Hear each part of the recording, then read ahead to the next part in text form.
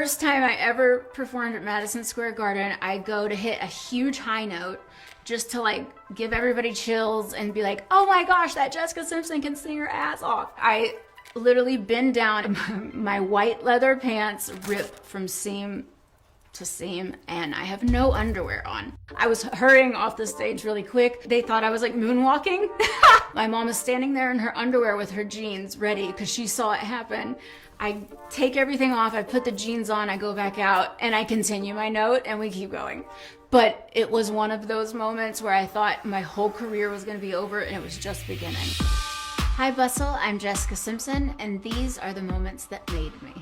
1992 was the year that it all began with the Mickey Mouse Club auditions. I was like a shoo-in, like they told me the whole time, this is you, but I'm like this preacher's daughter who literally came with a Polaroid picture, and everybody else had done Off-Broadway and Star Search. I'm singing Amy Grant, then I start to forget the lyrics completely because I had just listened to Christina Aguilera audition.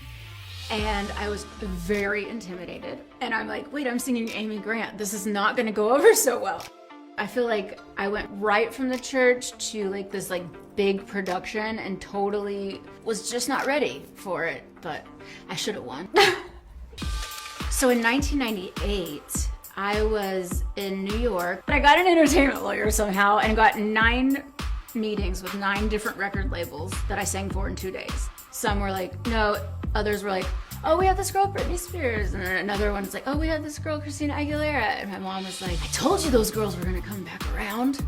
So I feel like 1998 gave me this crazy competitive spirit. I mean, I didn't know if I would ever chart on the billboards. I never thought about that growing up, and somehow I Wanna Love You Forever went to number 3. I was in New York, it was on Z100, and I asked the cab driver to roll down the windows. I was like yelling it out on the streets. Everybody was actually singing along. I'll never forget that moment.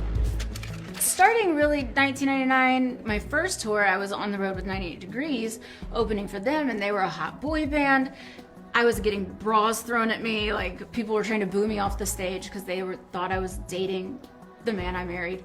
Then I was getting word that people wanted just me to do my own shows, and that was a beautiful moment for me. It's somebody coming to see you that you've already won over, and you're just experiencing life together in that moment. 2001, I was coming out with my second record. I was told that I needed to have Janet Jackson abs. You could feel tension like with the label because I'm like, but I'm a good girl and I'm a people pleaser and I wanted to do the right thing. And so Irresistible is not a song that I wrote. Yeah, I feel like 2001 was kind of rocky because I didn't really know who I was yet.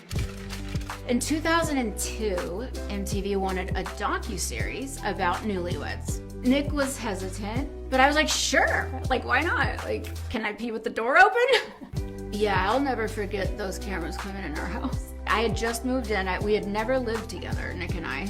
So this is literally right after we get married. What you got from Newlyweds was the newness of a whole new genre of TV that was about to happen, and I feel like people got a sneak peek into like my heart and who I am. I mean, even with all the dumb blonde jokes, I never really let that affect me.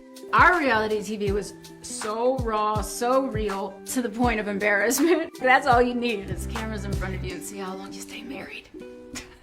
2005 was a groundbreaking year. Auditioning for Dukes of Hazzard was crazy intimidating. I'm walking past like Jessica Biel and like Mandy Moore. I'm like, okay, I guess a lot of people want to be Daisy, but I think that I'll just go and smile and speak extra Southern. I felt so empowered as Daisy Duke. Just getting into those shorts to like walk on set and be greeted with Burt Reynolds giving me a Daisy sapphire ring and Willie Nelson taking me on the bus. I probably got some contact high.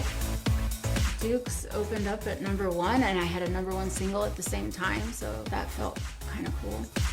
In 2005 is when we were like, okay, people are gonna wanna wear cowboy boots. I'm all about supporting other brands, but maybe it's time that I put my name on the shoe. All of our shoes were instantly comfortable and off the shelf. And then I just didn't know that it was gonna keep going. We didn't know that it would keep branding out. 2011, I became a mother. That's the best gift in the world, and my daughter is 11, which is wild. Like, how is my daughter 11? It was just the best time. I didn't know you could get pregnant that quick after, so I was basically pregnant for a very long time because 3 months later I was pregnant with my son Ace. 2020, I know it was wild for a lot of people, but right before that I got the dream come true of releasing a memoir. People were betting that it was gonna make it to the New York Times bestseller list, be #1, and I was like, no. Like, guys, no way. But I had so much to say, and I just felt the need to open my heart back up to the world again. I wanted people to understand my perspective and my point of view on certain things I probably read about. I just wanted to bring clarity to how beautiful it is to walk through any fear that you have.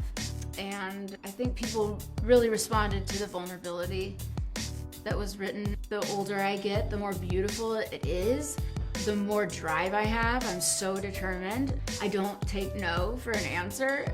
And if I am forced to take no somehow, I still will manifest the crap out of it behind the scenes. When I know something's gonna happen, I feel like now I trust myself enough to let it happen.